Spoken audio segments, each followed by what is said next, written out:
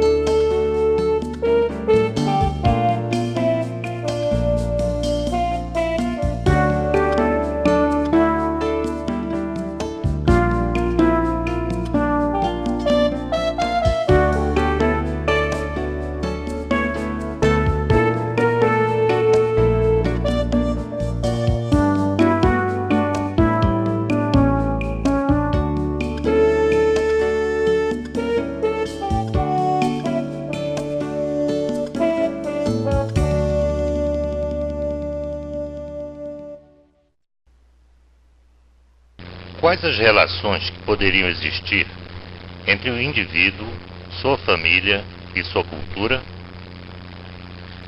Só quem conviveu com índios ou com sociedades naturais por alguns anos é que consegue iniciar a compreensão mais clara dessas relações de causa e efeito. São tão importantes as conclusões tiradas dessas observações que até hoje elas têm servido de centro provedor para novas ideias e conclusões sobre o comportamento individual, grupal e social. Se os índios não conseguiram desenvolver-se científica e tecnologicamente como nós, em contrapartida, eles conseguiram, talvez de forma intuitiva, a grande façanha de conhecer e praticar a mais desenvolvida forma de convivência humana de que se tem notícia até hoje.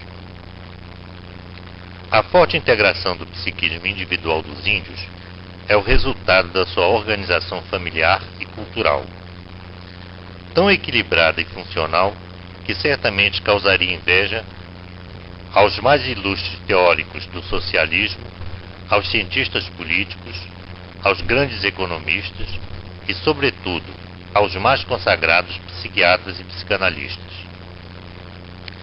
Entre nós, os civilizados, detentores da alta tecnologia e do conhecimento científico, os segredos da convivência continuam desafiando a nossa inteligência e criatividade.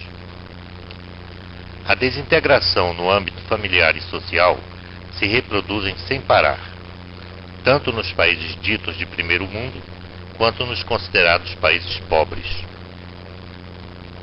Não é o conhecimento tecnológico, nem o científico, nem a riqueza e nem as religiões que conseguem promover a integração individual e social.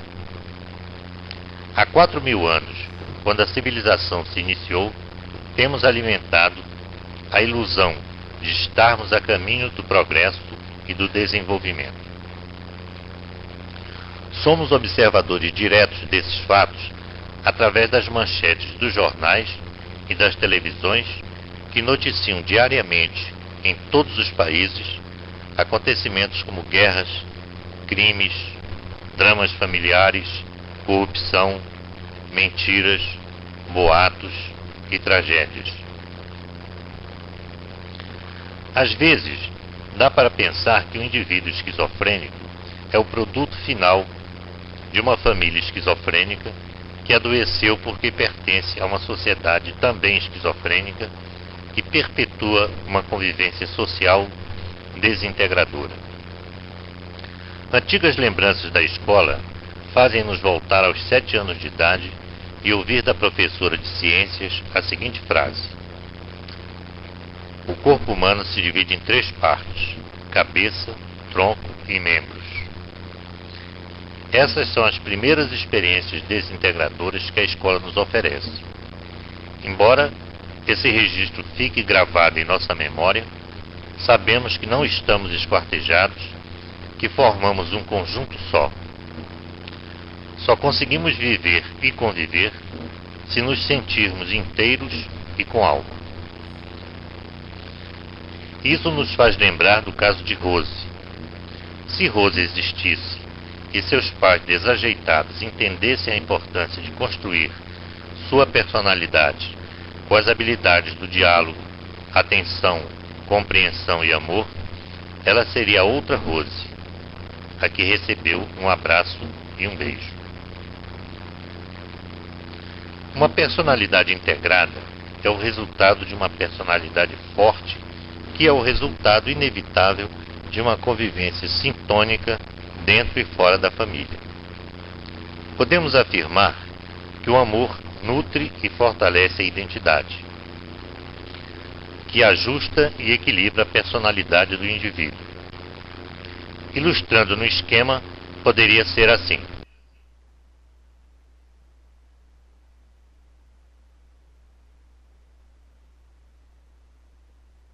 É lógico pensar que o sentimento de amor seja mais intenso e esteja mais vinculado às pessoas com as quais se convive de perto. São os filhos, o cônjuge, o namorado, o noivo, os pais e os parentes.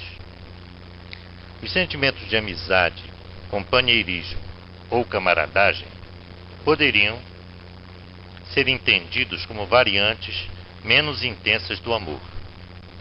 Poderiam servir para substituí-lo temporária e precariamente nos momentos de solidão. Serviriam também para ampliar relações sociais e de lazer. Outras formas de amor, como a generosidade, a solidariedade, a bondade e o altruísmo, servem para reproduzir interna e externamente os efeitos integradores dessas formas de amor e propiciar um clima sintônico favorável. Há pessoas que acreditam que o amor não deve ser manifestado com frequência porque se desgasta pelo uso e vai diminuindo como se fosse um pedaço de giz, ou porque pode ser mal entendido. Certo? Errado. Quanto mais se exercita, mais ele cresce. Quanto mais manifestamos, mais forte nos sentimos. É como um bom poço. Quanto mais água tiramos, mais água aparece. Já dissemos que o amor é o alimento principal da identidade. A maioria dos pais e educadores valoriza a educação formal, o vestuário, a higiene pessoal, o exercício físico e intelectual dos filhos. Grande parte esquece de prepará-los para a vida e para a convivência, isto é, para serem felizes, subvalorizando a importância do desenvolvimento da sua personalidade como cidadãos de si próprios e da sociedade. Observando os índios culturalmente puros, não conseguimos perceber a existência de comportamento reativo entre eles. Curiosamente, eles não necessitam de instituições como as nossas para viverem e conviverem socialmente. Nunca vemos um índio puro, ou seja, sem contato com civilizados, envolvido em crimes, uso de drogas ou prostituição. Não se vê mendigos ou pobres entre eles. Procuramos, mas não conseguimos encontrar indivíduos neuróticos ou psicóticos nas aldeias. Ladrões, estupradores, assaltantes, pervertidos, crianças e velhos abandonados, homicidas e suicidas também não são encontrados. Na sua organização política, vemos apenas chefes que não dão ordens porque não precisam dar. Não existem senadores, deputados ou vereadores. Não há desembargadores, juízes, promotores ou advogados. Não possuem quartéis, nem generais, nem soldados. A marinha deles está representada por suas canoas, o exército por seus arcos, flechas e bordunas, que só são usados para caçar. A aeronáutica são os pássaros que sobrevoam sobre a aldeia. Não encontramos nada escrito, nem constituições, nem códigos civis ou penais, nem códigos de direitos humanos. Não há nada escrito que proteja as crianças e os adolescentes. Não há documentos que protejam os animais, as plantas e o meio ambiente. Não há índios ecologistas ou guardas florestais. Penitenciárias, delegacias de polícia, cartórios, tribunais, institutos médico-legais, PROCONs também não existem. Não possuem templos, igrejas, sinagogas, catecismos, evangelhos, livros sagrados, ateus e fanáticos. Nem Deus existe entre eles.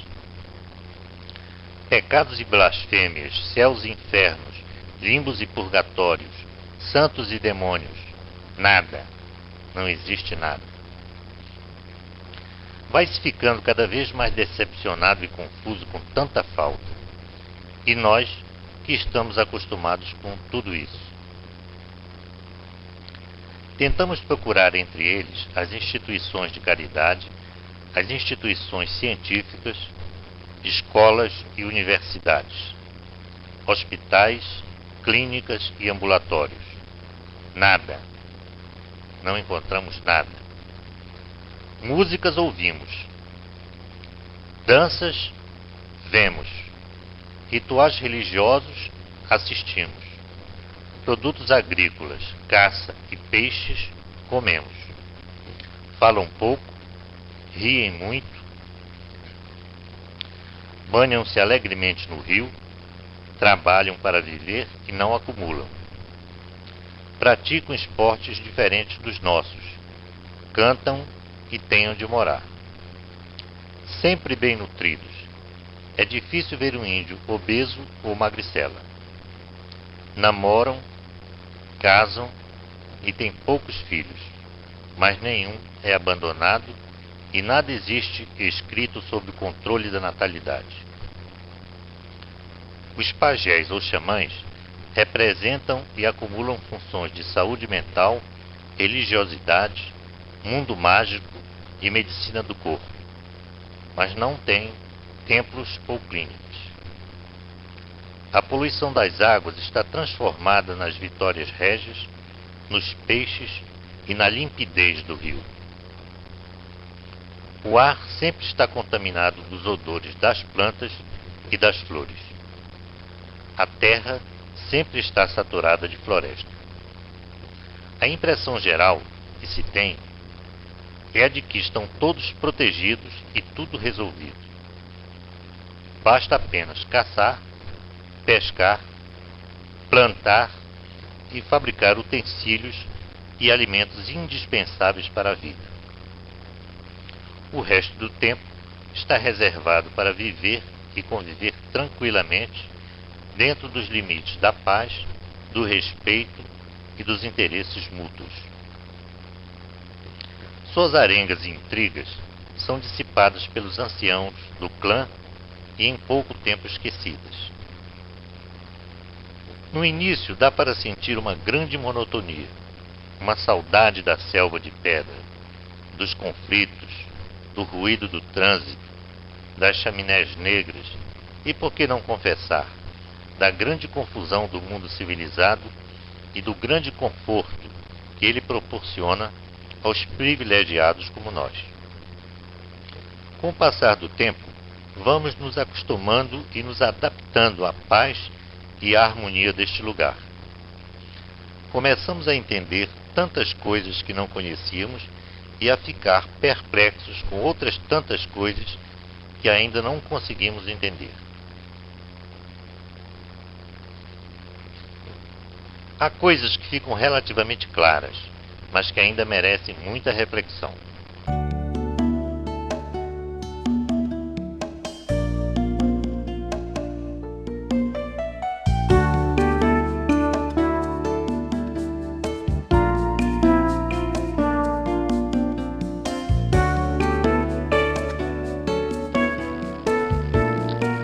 Vamos voltar novamente ao tema do comportamento reativo e, mais particularmente, a importância da identidade no equilíbrio do psiquismo. O fato de ser difícil detectar comportamento reativo entre os índios e, ao mesmo tempo, constatar uma sólida formação na personalidade deles, um claro equilíbrio na sua vida familiar e uma grande paz e harmonia na vida social, nos deixa certamente muito curiosos. Observando a vida indígena, estudando trabalhos de antropólogos, etnólogos e ouvindo a experiência de pessoas que conviveram durante muitos anos entre eles, começamos a entender o porquê de algumas diferenças entre nós e eles. Sobre a formação da identidade deles, podemos obter algum avanço que nos faz ampliar o pensamento sobre esse assunto. Pode parecer até ridículo, mas vamos escolher uma cebola para modelo comparativo em relação à identidade, porque ela é constituída por várias camadas e vai facilitar a nossa compreensão.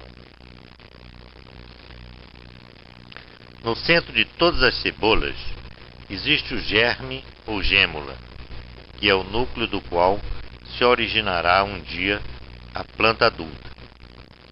Protegendo a gêmula, existem várias camadas que vão se sucedendo até chegar na casca mais fina, que é a última camada. É possível que muitas pessoas ainda acreditem que a identidade individual seja a única identidade existente. Percebemos no índio que a sua identidade individual está protegida e representada pela família biológica, identidade familiar biológica. Também por outra camada, representando a sua família extensa, identidade familiar extensa. Por outra, representando a sua linhagem de origem ou clã, identidade do clã. Por outra, representando seu grupo tribal, identidade tribal. Outra ainda, representando a reunião dos grupos tribais, identidade da cultura da nação. A organização familiar e social dos índios é diferente em muitos aspectos da nossa. Vamos tentar dar uma ideia genérica e simplificada, pois cada nação ou cada grupo indígena pode apresentar diferentes formas de organização.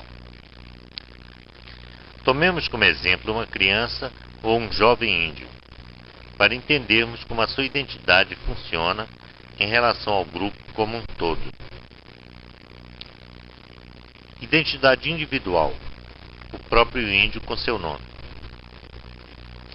Identidade da família biológica, pai, mãe e irmãos biológicos. Identidade da família extensa, pai, mãe e irmãos, avós, tios e tias, cunhados e cunhadas, primos e primas, etc. Identidade da linhagem de origem ou clã, todos os parentes da mesma linhagem. Identidade tribal, todos os clãs que compõem a tribo. Identidade da nação, todas as tribos que apresentam traços culturais semelhantes.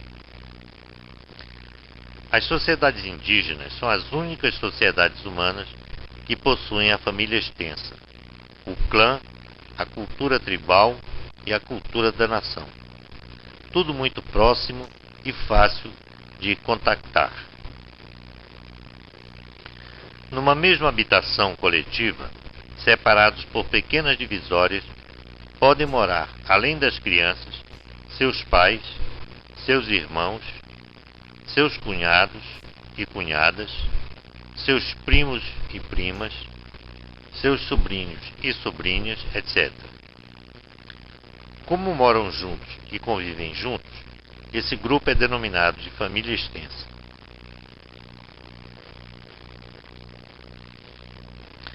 Uma criança ou jovem vivendo dessa maneira tem maiores probabilidades de contato e socialização. Sua identidade fica mais fortalecida pela proximidade com diferentes figuras parentais. Se as relações da família extensa forem de boa qualidade, e normalmente são, quem sai ganhando é a criança ou o jovem que convive dessa maneira. Se saírem da habitação, irão encontrar outros parentes que pertencem ao mesmo clã. Circulando pela tribo, encontrarão outros indivíduos que apresentam as mesmas características da sua família extensa. Se visitarem outras tribos da mesma nação, encontrarão hábitos e costumes semelhantes aos da sua tribo. Todas essas facilidades de contato familiar e social, desde a formação do feto até a vida adulta, proporcionam ao índio muitas vantagens na proteção e desenvolvimento da sua identidade e resultam na formação de uma personalidade organizada e forte. Quando isso fica claro para nós, passamos a não mais estranhar o comportamento e os costumes dos índios. Pessoas calmas, alegres, fortes, generosas e sem ambição, bem integrados na sua cultura. O comportamento reativo não é um problema para eles, pelo seu próprio modo de vida e pela organização sociocultural que desenvolveram intuitivamente. No nosso caso civilizado, infelizmente perdemos várias dessas camadas de proteção da identidade. Não possuímos mais as vantagens que traz a família extensa e o modelo cultural com suas interligações bem estruturadas. O que poderia guardar semelhança com a organização de clã ou de tribo desorganizou-se com o processo civilizatório. Nossa identidade de nação, identidade nacional, continua se desbotando pela falta de patriotismo e individualismo crescentes. Só restam poucas lembranças da nossa identidade nacional. Elas estão ligadas ao Dia da Independência, ao Carnaval, aos festejos juninos, ao Natal e às comemorações quando os nossos atletas, artistas ou seleções esportivas ganham alguns troféus ou medalhas. Nada mais. Algumas famílias civilizadas não querem ter filhos, outras adotam crianças e muitas possuem tantos filhos que não conseguem alimentá-los, protegê-los e educá-los. Animais como gatos e cães, entre nós, muitas vezes recebem melhor tratamento do que nossas crianças. A média de duração dos casamentos entre nós tem diminuído e as separações aumentado. Famílias se trucidam e se agridem com frequência. A miséria, a violência e a insegurança aumentam enquanto os nossos governantes impotentes fazem discursos e se acusam mutuamente para novamente alcançarem o poder. As soluções não aparecem na prática do dia a dia. Chegamos à conclusão que estamos reduzidos à família biológica, ou seja, pais e filhos, como única camada de proteção para a nossa identidade. E, se uma identidade forte constrói uma personalidade sadia e bem estruturada para a vida social, dependemos apenas da nossa família biológica para nos proteger. Podemos apresentar um comportamento reativo ou problemático se ela não funcionar bem, e nesse caso, o nosso futuro como cidadãos ficará ameaçado. Sabemos que a família é a célula do tecido social. É dentro dela que nascemos e crescemos.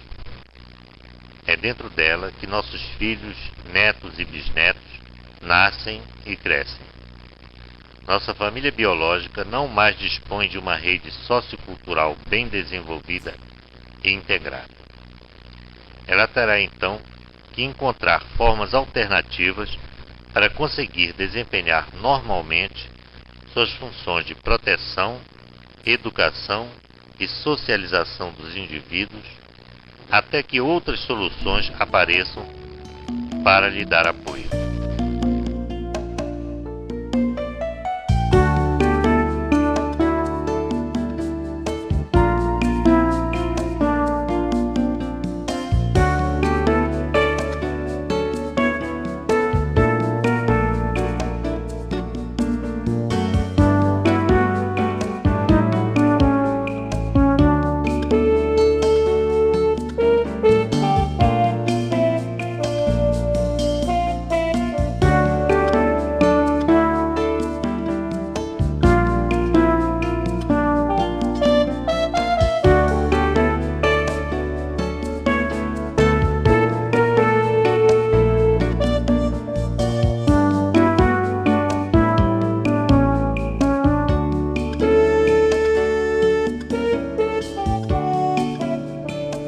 No próximo vídeo falaremos sobre personalidade.